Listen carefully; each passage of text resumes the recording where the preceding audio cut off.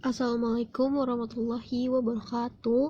Nama saya Nadina Sitarenasti. Saya dari kelas 8A. Di sini saya akan mempresentasikan tentang pengertian mukjizat, karomah, irhas, dan maunah. Yang pertama ada mukjizat.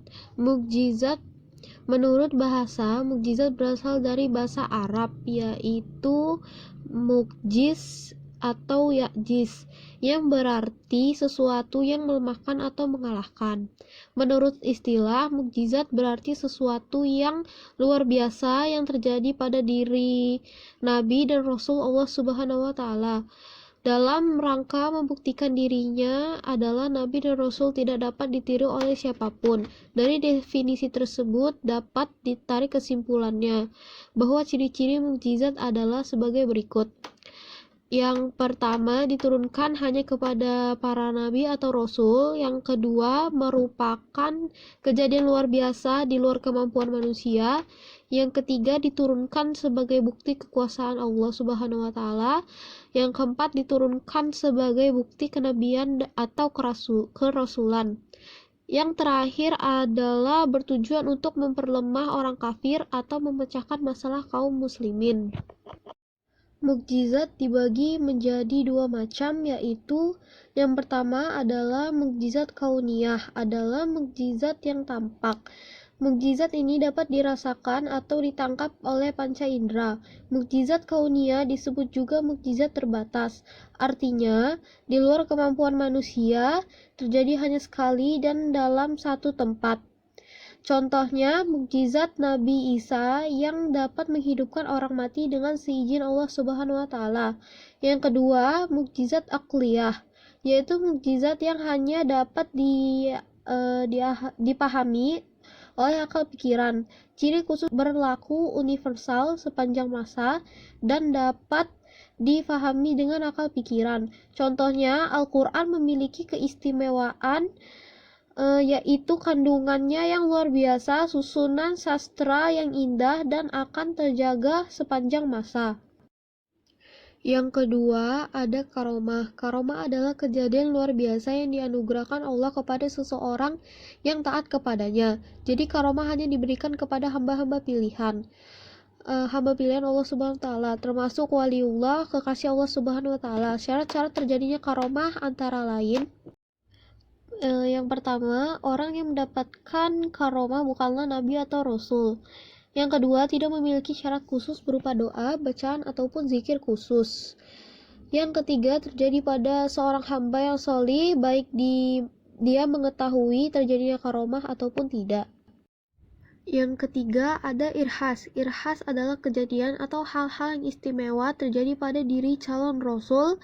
Irhas terjadi sebelum seorang rasul dinyatakan kerasulannya oleh Allah Subhanahu wa Ta'ala. Yang terakhir ada maunah. Maunah adalah kemampuan luar biasa yang diberikan Allah kepada seorang mukmin untuk mengatasi sesuatu kesulitan.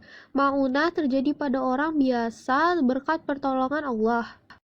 Dalil nakli dan contoh kebenaran mukjizat, karomah, irhas, dan maunah.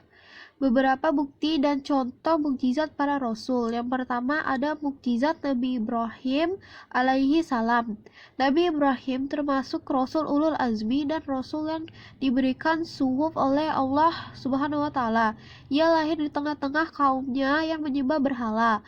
Bahkan ayahnya Azar adalah seorang pembuat berhala. Untuk membekali kerasulannya, maka Nabi Ibrahim diberikan mukjizat oleh Allah Subhanahu wa Ta'ala, antara lain, yang pertama, selamat dari api yang menyala-nyala.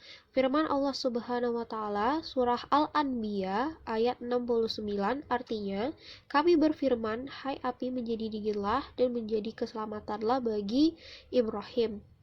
Yang kedua, doa Nabi Ibrahim mustajabah, yaitu Ibrahim memohon kepada Allah Subhanahu wa Ta'ala agar sebagian besar keturunan Ibrahim adalah orang-orang yang soleh. Negara Mekah yang sekitarnya menjadi kota yang barokah dan tercukupi dari makanan dan buah-buahan. Yang ketiga, mimpi yang benar untuk menyembelih putranya Ismail. Yang kedua adalah beberapa bukti dan contoh adanya karomah. Yang pertama, karomah yang diberikan kepada para wali Allah Subhanahu wa taala sebagai firman Allah Subhanahu wa taala Quran surah Yunus ayat 62, artinya ingatlah wali-wali Allah itu tidak ada rasa takut pada mereka dan mereka tidak bersedih hati.